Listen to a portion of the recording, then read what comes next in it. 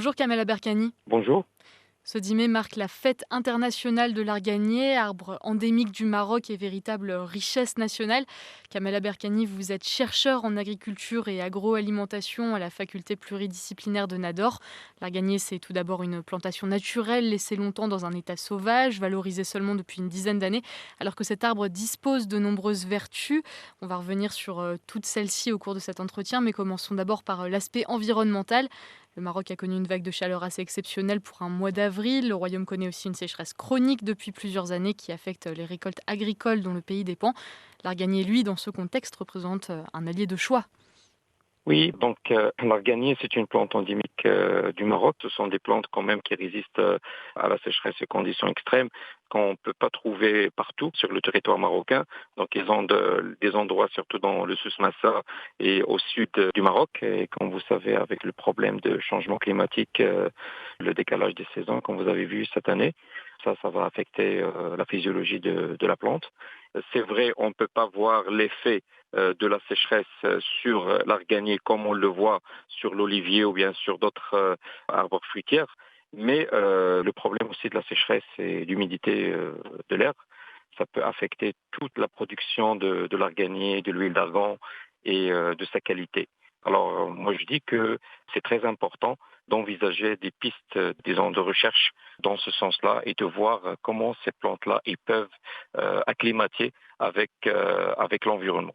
Alors, on va y venir, mais face aux sécheresses, l'arganier est tout de même assez peu gourmand en eau et il peut résister à des températures allant jusqu'à 50 degrés.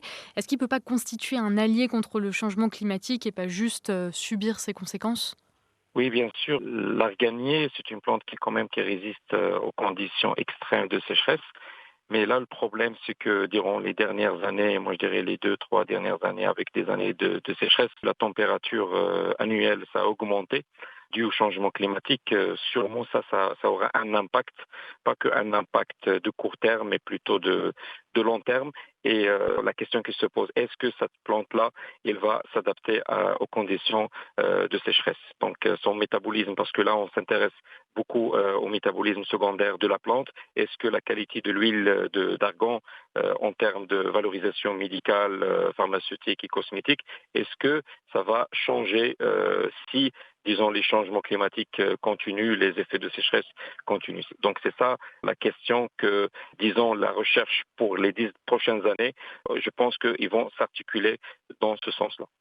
Et donc, est-ce que des mécanismes de protection sont déjà mis en place pour protéger ces arbres d'un réchauffement climatique qu'ils ne pourraient plus endiguer? Je pense notamment à ce rapport du GIEC publié en 2021, en février 2021, qui alertait sur la potentielle disparition de 30% de l'habitat de l'arganier dans les années à venir.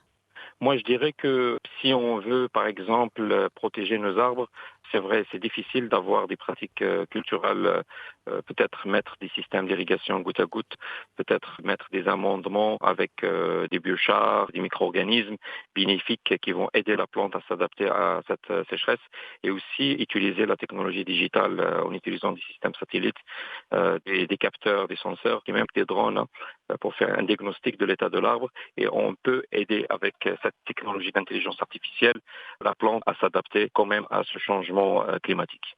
L'année dernière, un centre national de l'arganier est sorti de terre à Agadir. Quel est le rôle de cette institution?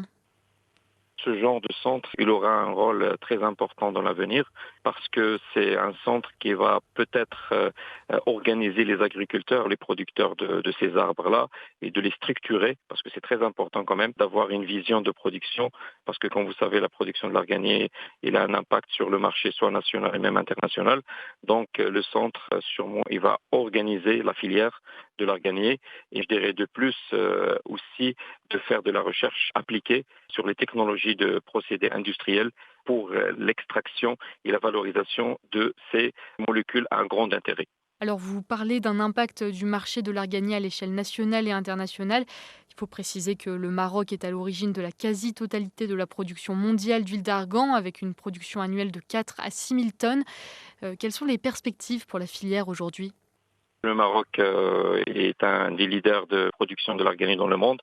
Avec ces contraintes de changement climatique, je crois que c'est la priorité numéro un, c'est de protéger la filière parce que le Maroc, il va mettre en œuvre des mécanismes de protection de ce patrimoine qui n'est pas seulement national, mais qui est aussi international. Alors je pensais aussi à ce plan de développement de l'arganiculture à grande échelle, plan mis en œuvre en 2017 et qui vise à développer la culture d'arganier sur une superficie totale de 50 000 hectares d'ici 2030, avec cet objectif notamment de produire jusqu'à 20 000 tonnes annuelles.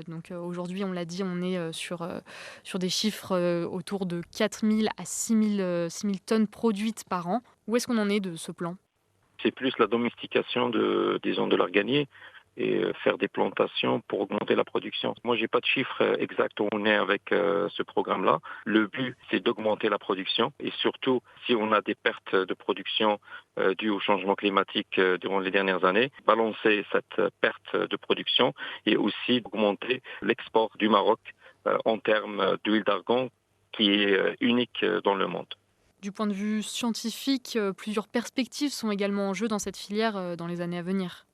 Oui, il y a de la recherche scientifique qui est très poussée. On appelle ça le métabolomique. C'est de travailler sur la génétique de l'arganier. Il y a des équipes marocaines en collaboration avec des équipes internationales qui ont travaillé sur le séquençage de l'arganier. Et maintenant, il y a un grand intérêt qui se porte sur le métabolomique, c'est-à-dire les molécules qui sont à grand intérêt, qu'on va identifier dans l'huile d'argan, en utilisant des technologies comme bioinformatique. Moi, j'ai déjà eu la chance, en tant que chercheur, de travailler sur ce volet-là aux États-Unis, dans un programme Fulbright, sur le métabolomique, qui est un nouveau aspect de recherche pour identifier les molécules à grand intérêt, comme je disais, en utilisant les technologies de bioinformatique. Kamel Berkani, merci beaucoup. Vous êtes, je le rappelle, enseignant-chercheur en agriculture et agronomie à l'université pluridisciplinaire de Nador. Merci, merci.